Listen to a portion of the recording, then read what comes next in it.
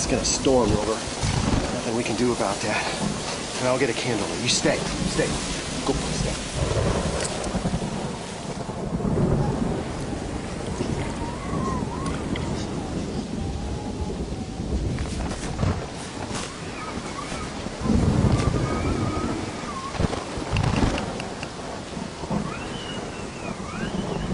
Having abandoned any hope of rescue, I have decided to write down my story in the off chance that one day my fate might be known. I also want to leave a record of the foods which have kept my body sound and my mind sharp as a... Well, of course I'm gonna start at the beginning. Haven't you ever heard of an introduction, huh?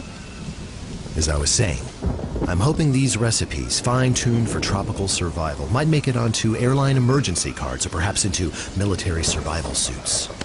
Yes, I'm aware of the fact that all the introductions on Good Eats end with blah, blah, blah, Good Eats. But this isn't an episode of Good Eats, now is it? Heck, they probably gave my job away months ago anyway. You take that back, that's not true. They'd never give it to him. Then it would have to be Naked Eats, and that's just a silly name. All right, once, but just for you, and then it's time for bed. With the possible exception of whatever this thing is, Castaway cuisine can definitely be Good Eats.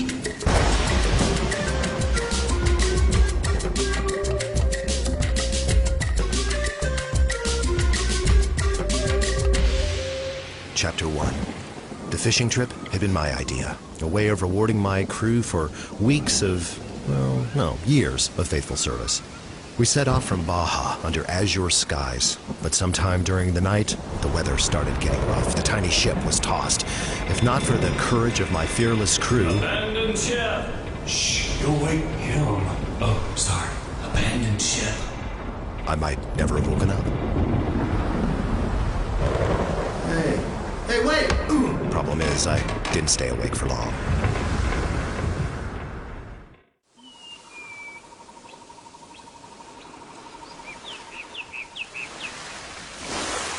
When I came to, I noticed right away that something was wrong. The boat was gone. The people were gone. And unfortunately, my glasses were also gone. To add insult to injury, the final meal on board wasn't that tasty either.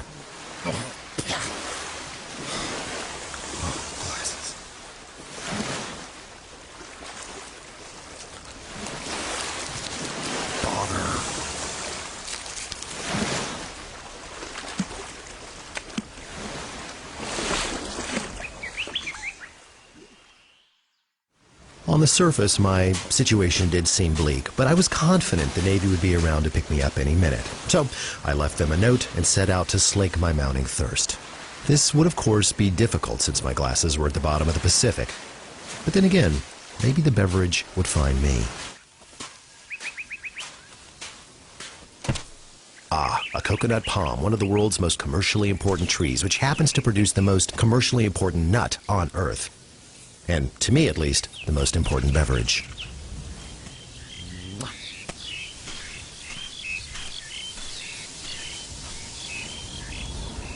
Before you can get to the liquid inside, you have to make it through a very thick and very tough fibrous husk, which can be fabricated into just about anything from floor mats to rope to army helmets. It's usually removed before coconuts make it to the local megamart. Problem is, I was a few thousand miles from the nearest megamart.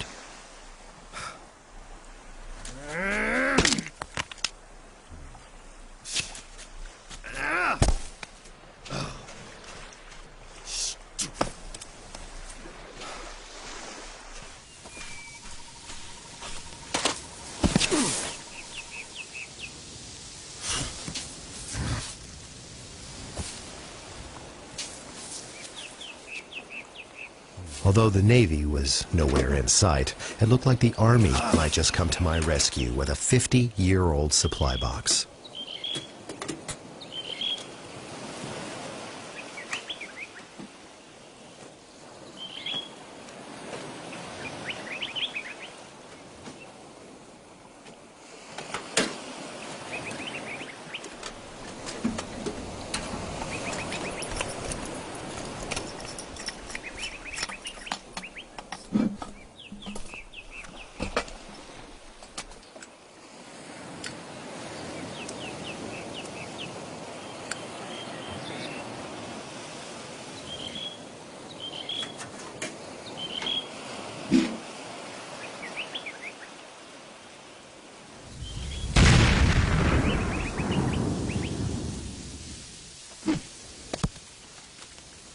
Once the outer husk is removed, getting inside the coconut is a snap. Just look for the 3 dots that look kind of like a monkey face and drill into 2 of them. Then you've got yourself up to 2 cups of a cool, refreshing sucrose and invert sugar mixture, a liquid so pure that during World War II it was sometimes fed to injured soldiers intravenously.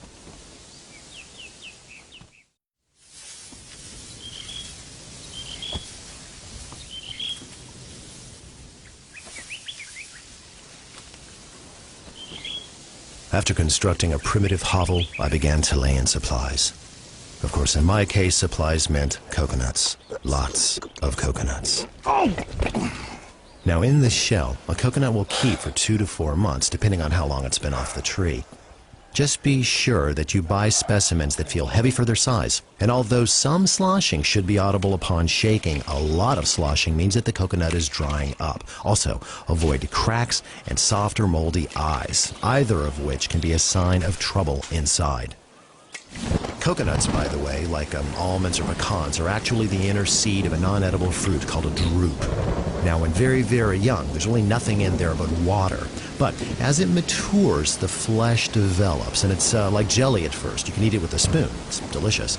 By the time it's about 10 months old, the mature flesh is hard and white and can be dried into something called copra, which is pressed for coconut oil and used in everything from baked goods to margarine to soap.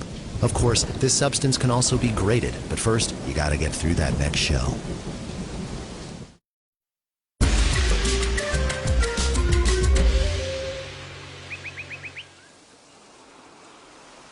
As the days and weeks passed, coconuts were my only comfort. I even made myself a little buddy. I named him Coco, but I don't think he liked me very much. Coco and I did discover that baking coconuts made them a lot easier to deal with. Now, I didn't have an oven, so I filled a shell a hole with rocks from my fire and topped it with the old ammo box. Then I just chucked in a couple of fuzzies, closed it up, and let them bake at 350 degrees, I think, for about half an hour. Sure enough, the outer shells cracked nicely, but to help coax them the rest of the way out, I wrapped them in one of the old sandbags and gave them a good whack. Besides cracking the shell, the heat had actually loosened the outer skin's hold on the flesh. I found that all I had to do was to score the flesh on the inside in 2 directions, kind of, 12 to 6 and 9 to 3, and the meat would just pop right off. And you're still left with this little bitty thin brown membrane, but once you grate the coconut, you'll never know it's there. Now, when it comes to grating, a box grater is the traditional method, but I found that a microplane grater produces a finer result with less work. Of course, if you're dealing with large amounts, you probably want to use your food processor. Yes, I'm aware that we don't have a food processor. We also don't have any electricity. We don't even have a box grater. But for some reason, I don't think the people back home are going to want to use a piece of volcanic rock like I do. Is it worth it? Of course it's worth it. I mean, come on, packaged coconut tastes as much like fresh coconut as I don't know, cornflakes taste like corn on the cob. Silly sea monsters.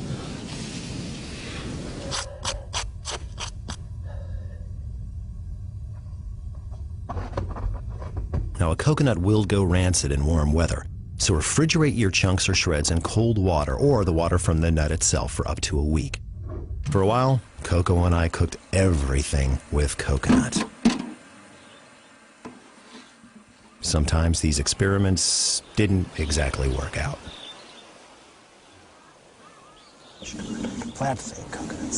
Actually, a lot of them didn't work out, but others showed real promise.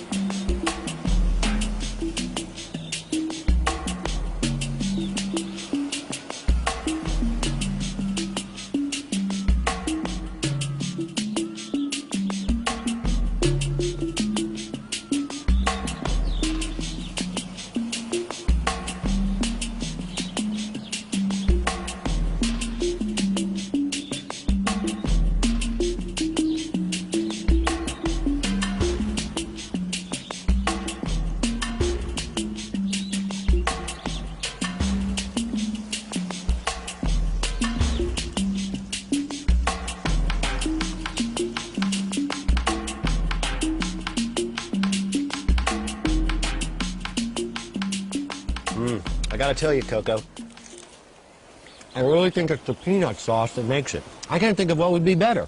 Another coconut ball, dear? Mom's chocolate-covered nutty coconut balls. It's too good to be true. It isn't true. But it could be.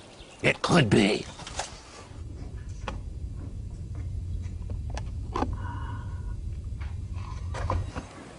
Okay, and she uses nuts.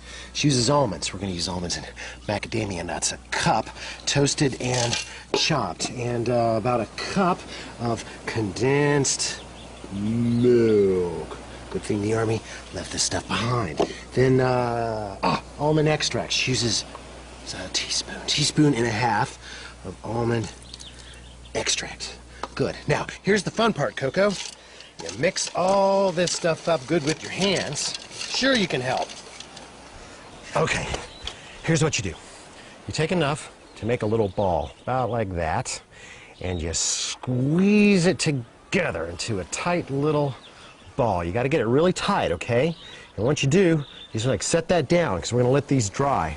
Ordinarily, I do that on like some foil or maybe some parchment paper, but this mat's okay.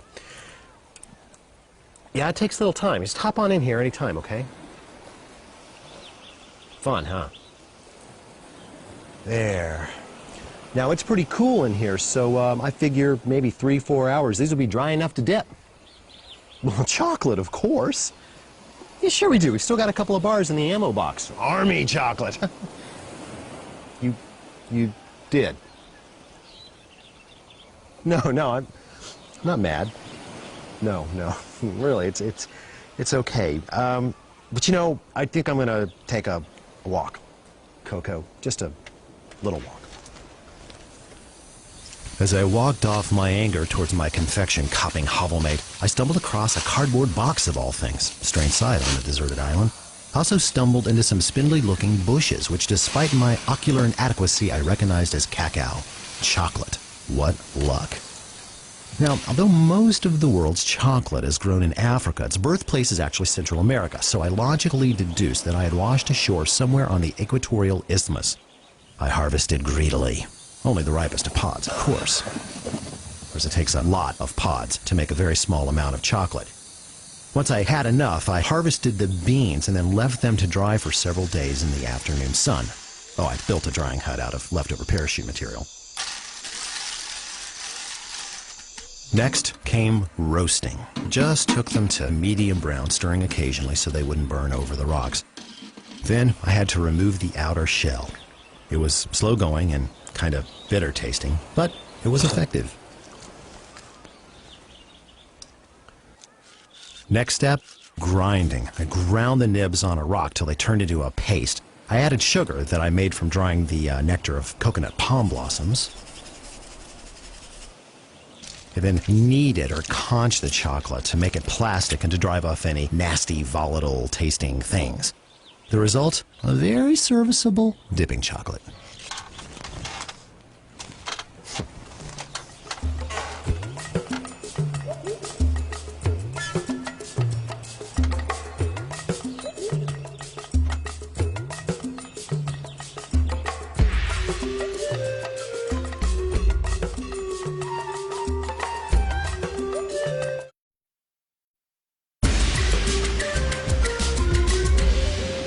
Time passed in a blur of tropical days and long, sultry, lonely nights.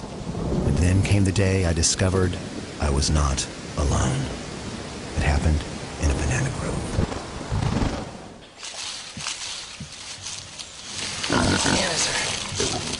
Hey there, little piggy. Hey.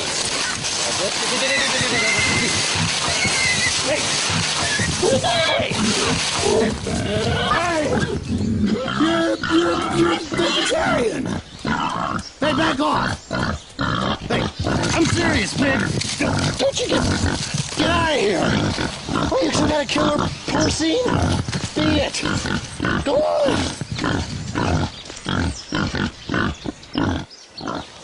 The porcine predator had driven me up some kind of monster weed. And what was growing on this Susian stalk was none other than papaya.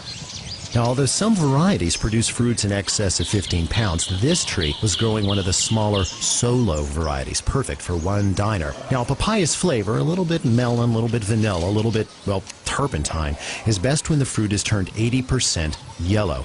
But since ripe specimens can't survive shipping, papayas bound for the mainland markets are picked when they just begin to show yellow. They're then chilled to halt their metabolism, crated up, and shipped. When they get to America, they're warmed to 68 degrees, and the ripening miraculously continues. Now, always shop for specimens showing as much yellow as possible. Small dark spots or even little patches of mold are okay, but large discolorations or bruises are bad news. Oh, and when you get your fruit home, set it stem side down for faster and more even ripening.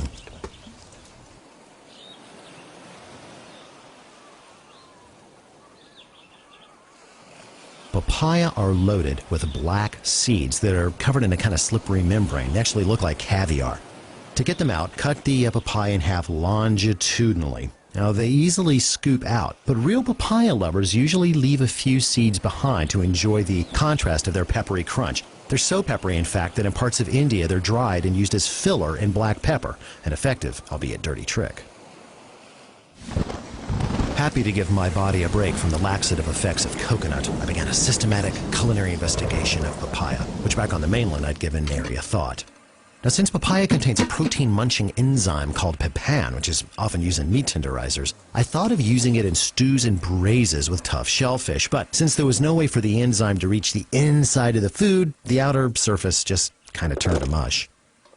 I did, however, stumble upon several excellent, simple papaya dishes. The first used papaya not only as an ingredient, but as a container for a ceviche salad. Now, the word ceviche comes from a combination of two old Spanish words, cebus or bait, and ceviche or fish stew. And contrary to popular belief, ceviche is not raw fish. Of course, it's not exactly cooked either.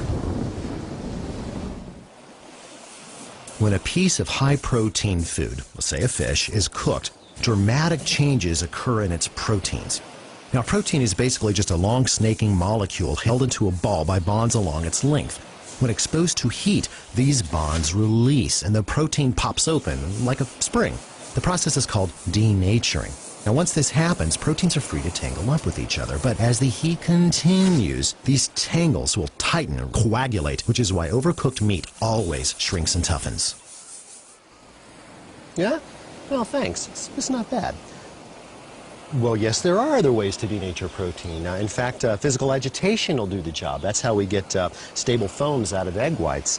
You can also denature proteins with acid. In fact, there is enough acid in the 6 ounces of lime juice to chemically cook a pound of seafood. That's how you make ceviche. Never? Oh, come on, we gotta catch some fish. Come on.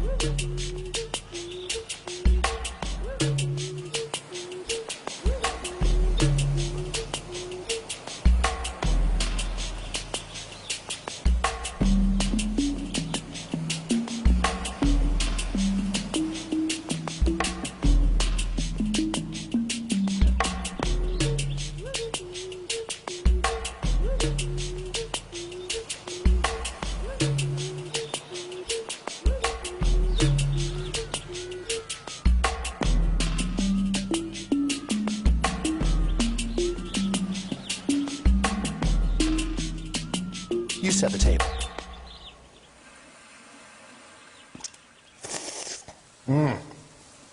A delightful lunch, you're right.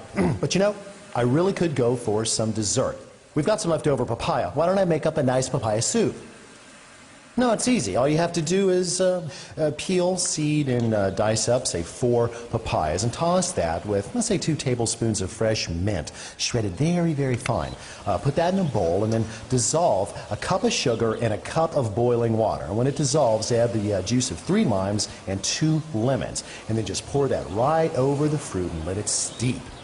Then all you have to do is garnish, maybe with a couple of blackberries, raspberry or 2. Ooh, and some ginger would be nice, either fresh grated or candied if you've got it. Why is that so funny? Why is it so hard for you to accept a soup for dessert? Well, that's it. All you've done is complain about the food from day one. Oh, yeah? Oh, yeah? Well, we'll just see about that, Mr. Group. Bye-bye!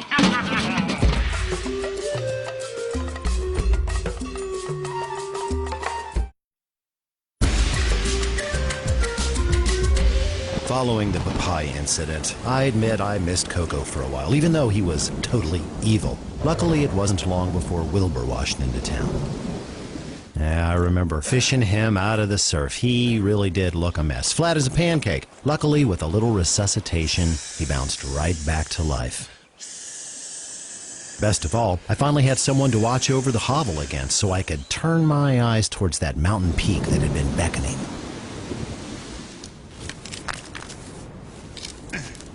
After negotiating some rather inconvenient terrain, I came into a clearing, and then a grove of trees, which had a strange calming effect on me.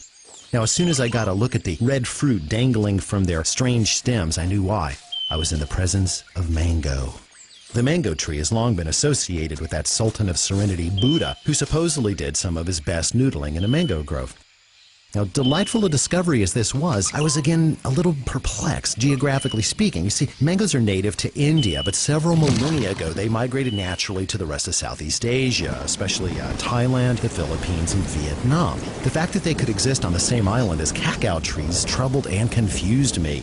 It did not, however, dent my determination to pick as many of the cashew cousins as I could. Of course, since mango trees can be 100 feet high and 100 feet wide, it can be a little bit tricky to get hold of them. Interestingly, these trees can bear fruit for up to 3 centuries, making them the bristlecone pines of the fruit world. Now, I had no idea which of the approximate 2,500 varieties I was dealing with, but I didn't really care either. What I should have cared about is that mango sap contains mengiferin, a resinous acid that causes a poison ivy-like rash. Now, since the responsible oil can be carried by smoke, mango wood should never be burned as firewood, or heaven forbid, as a smoking agent. Also, mangoes themselves should always be washed in warm water before cutting. Now, when shopping for mangoes in the market or up a tree, you want to look for smooth oval fruit. Like papayas, mangoes will continue to ripen long after they are cut. The redder the skin, the riper the fruit, and the less time you've got to enjoy it, so shop accordingly. Whatever you do, do not store them in the refrigerator, or you'll literally turn off the genetic engine which allows for ripening off the tree. I picked a few that were fully grown, yet completely green, and left them at hovel temperature for 2 weeks. They were very nice. Now, thanks to the mango, the old chef's home is full of guys with 9 fingers. That's because just under the skin lies a sumptuous yet slippery pulp which surrounds a fibrous oval disc of a seed. Now, unlike an avocado seed, which can be popped out with a quick blow from a chef's knife, mango seeds don't go without a fight. Now, I found there are basically 2 techniques for dealing safely with the issue. Both require that you start by cutting off a small disc from the bottom and the top of the fruit. Then, using a vegetable peeler, peel from the bottom to the top of the fruit, working your way all the way around. Now, feel around for the bottom of the seed. And once you figure out which way it's running, use a thin-bladed knife, or maybe a sandwich knife, or better yet, a nice long slicer, to slice off the large pieces or cheeks from the fruit. I usually start with the knife right in the middle and kind of arc out and then back in towards the bottom. And just repeat on the other side, carefully. Then you can trim off these smaller fingers of meat from the sides of the seed. The seed, by the way, is used in some countries as livestock feed, but there's no livestock here. Now, you can safely cut the cheeks any way you like. Now, when it's a little on the green side, not too mushy, mango makes for an excellent salad. Just slice the meat from 2 mangoes into long, thin strips and toss with 1 red onion that's also been cut into long strips. It's called Frenching, by the way. Toss this with key lime juice. Just, say 2 limes worth of juice.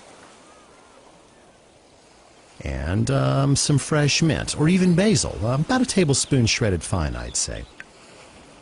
Black pepper, just a little, or actually just a lot. This should have bite, and don't grind it too fine. Last but not least, for some earthiness and saltiness, a little feta cheese. Now, you could leave this out, but hey, why would you? Now, let this sit in room temperature for about an hour and then serve. Of course, as you might expect, there is more than one way to carve a mango. Method 2, we begin as before by taking a piece off the top and the bottom. Feel around for the seed, and when you find it, cut off the cheeks as before. But this time, don't peel first, which makes it a little easier, at least on the first cut. And just turn it around and repeat. Be very, very careful. Out around the seed and back down in towards the bottom. There. Now take a smaller knife and score the flesh, being very careful not to cut all the way through the skin. Go in one direction and then turn 90 degrees and go the other. Voila. Instant mango cubes. Now all you have to do is take a knife or even a spoon and just scoop them right off. Of course, you don't want to forget that finger meat. Just lay your knife down and kind of roll the skin right off. Now, if you want to, you could just juice that. There's a lot of juice right there around that seed. Sure be ashamed to waste it.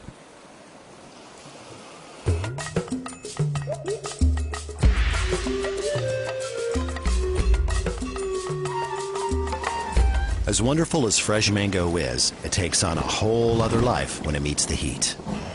Yeah, what am I going to do with all this mango? If I only had a saucepan and a burner, I'd be set.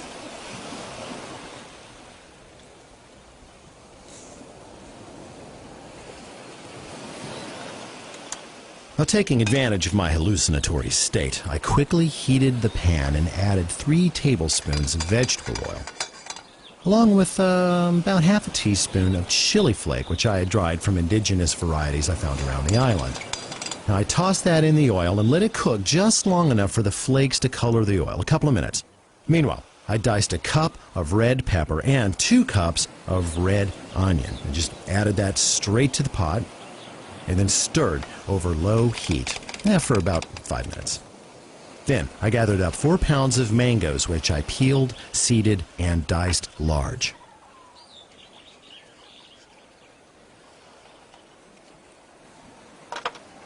I then added one of mango's best friends, ginger, a 1/4 cup of it, minced fine.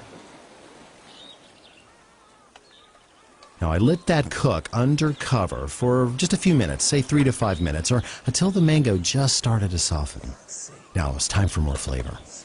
I added half a cup of brown sugar, which I made from dates, by the way, a tablespoon of curry powder, a box washed up on the beach one day. About 8 ounces of fresh squeezed mango juice. You could use canned or frozen if you like. Oh, and some cider vinegar. Had to find it with my nose. 4 ounces of that.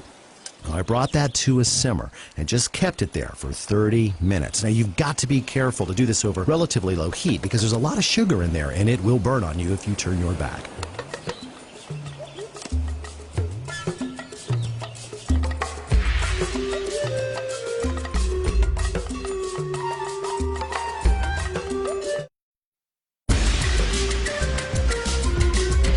Within half an hour, my entire end of the island smelled like an Indian restaurant. But I wasn't done. Once the chutney was nice and soft, I decided to finish it off with half a cup of toasted macadamia nuts chopped and half a cup of golden raisins, which I had dried on a ledge near my hovel. Yeah, that's it. Last but not least, seasonings. Some white pepper and, of course, some salt. I had to use sea salt. I'd have used kosher if I had it. But one must do with what one has. Stir. There we go. And we'll turn off that heat. And Now just figure out who we're going to send all this stuff to when it's ready. Well, yeah, a man who can make a batch of chutney with an imaginary pot and burner should be able to build a raft of some sort. But may I remind you, the professor built a bamboo generator, okay? And he still couldn't patch the hole in the bottom of the minnow. So just keep that in mind, Mr. Critical Sea Monster. How many raisins did we use? It was like 50. Yeah, 50. Though I had amassed an impressive repertoire of recipes, something deep inside me, my stomach namely, told me to keep looking. So one morning I donned my bag and struck out for undiscovered culinary territory. After fighting my way through several jungles and a nasty piece of quicksand, I found myself on a massive plain, surrounded by miles of what appeared to be a terrestrial herb. It was about 2.5 feet high with a spread of maybe 3 feet. Each had at its center a rosette of waxy pointed leaves, atop of which sat what appeared to be a large compound fruit, like a blackberry, only bigger, heavier, and golden.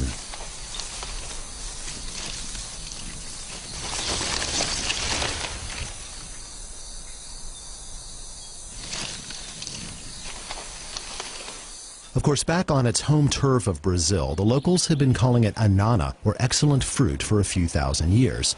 By the time Columbus first set eyes on one in Guadalupe in 1493, the pineapple had spread through Mexico and across the West Indies. Confused by its appearance, the Spanish decided to name it after the pine cone. The English added apple soon thereafter. Of course, having never faced one in nature, I was kind of confused by their appearance too.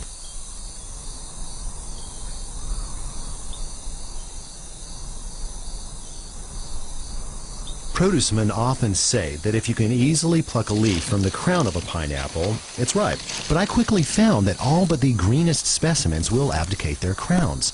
Color can also be a fair indicator, but only if you know what species you're dealing with, and I definitely didn't. So I decided to try the thump. Okay.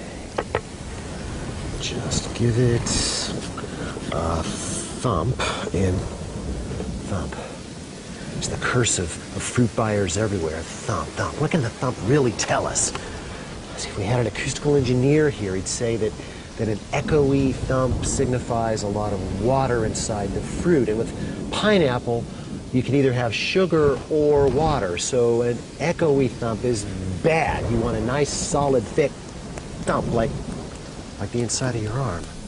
In the end, I found the best flavor comes from large specimens that are half green and half gold in color, and which have relatively small crowns for their size and a sweet aroma. Big crowns mean that most of the fruit sugars have been used up, and no aroma means that the fruit is waterlogged. Of course, in the end, there is no substitute for a taste test. Of course, I wouldn't try this down at the Mega Mart.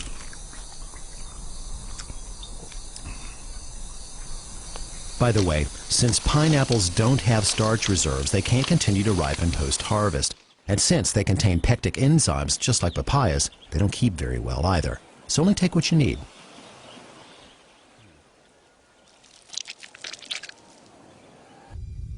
Although it's perfectly fine to store pineapples in the refrigerator, you always want to bring them to room temperature before serving. Of course, before you can enjoy your anana, you must coax it from its armor. I've tried every way around, and I feel confident that an electric knife is the only way to go. So, remove the crown about ½ an inch from the top of the body. In Caribbean nations, people set those out on fence posts as a sign of hospitality. Since I don't have any neighbors, I didn't bother. Repeat on the bottom. Now, place the blade parallel to the body and simply roll the meat right off of the peel. You'll be left with a perfect column of juicy golden goodness, which can be cut into long wedges or sliced into discs. Although the core is just as sweet, if not sweeter, than the rest of the fruit, it is on the woody side. But hey, that's what cookie cutters are for.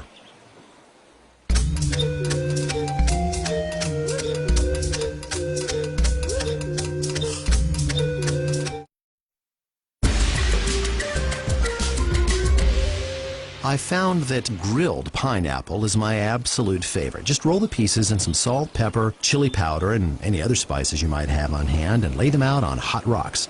Or, of course, the grate of your grill would be fine, too.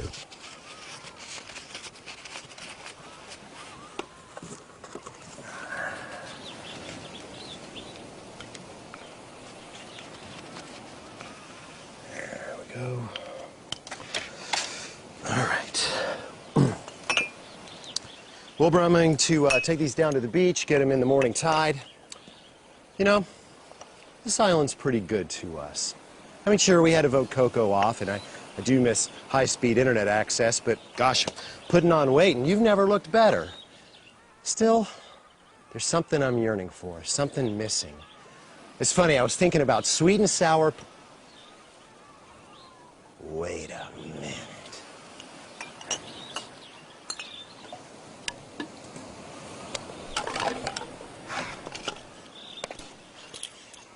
Yeah. Wilbur, set the table. There's gonna be good eats tonight. Hey, Piggly Wiggly. Hey, remember me? Hi, how you doing? Whoa, whoa, whoa. Look, brought you some fruit salad today. Go get it, big guy.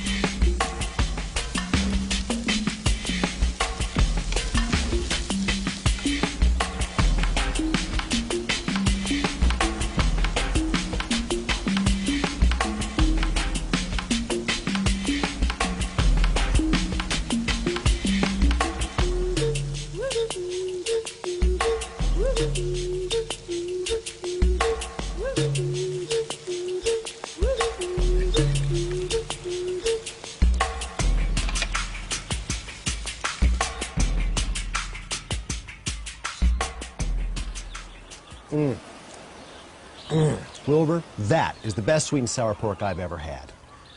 Well, you're right. Fresh ingredients do help. Of course, we're not going to have any more fresh ingredients because we're all out of hand grenades. Oh, well, I'm going to finish this up and hit the hay. It's been an explosive day.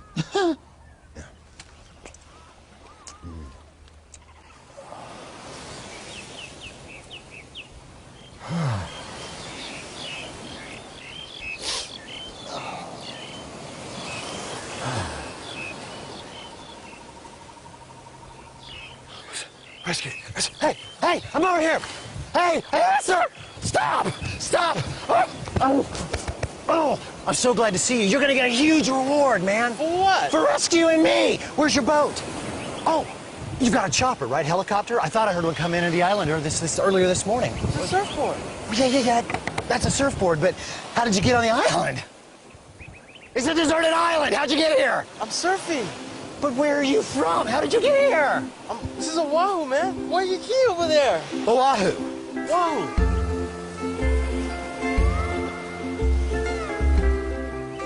See, I lost my glasses, man, so I couldn't see, you know, Waikiki. Hey, look, you want to stay for lunch? I got some really good sweet and sour pork. I got these little chocolate coconut things I made, and oh, these little coconut fish. It's really good. I caught the fish yesterday. I've got mango chutney, and I got papaya salad. Not that I give it to you, Waikiki, Wahoo. I lost my glasses.